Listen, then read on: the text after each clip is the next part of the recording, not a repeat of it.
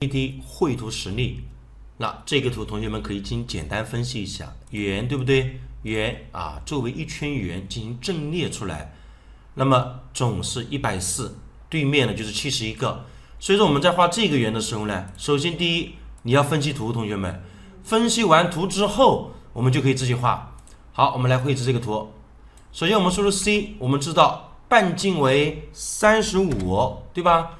再来 C。从这个位置画一个35的圆，同样的方法，我们做一个什么操作呢？做一个 RO，RO 是什么 ？RO 是旋转，确定，选择对象，确定，极点在这儿。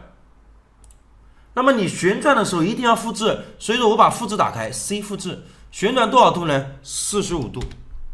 TR 2次空格1次2次，做什么？做修剪，同学们把这修剪掉，其实就修剪出这样一个形状。然后怎么办？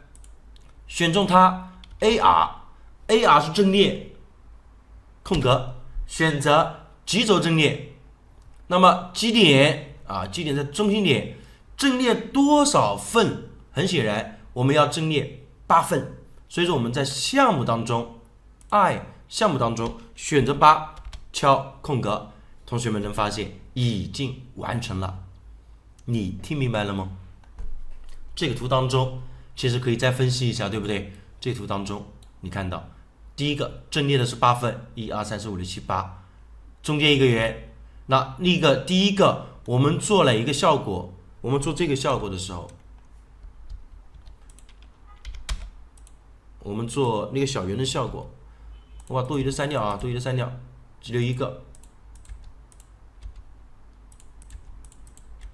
我们做这个效果的时候，大家知道怎么做的吗？我是用圆修剪的，其实这里还有一个圆，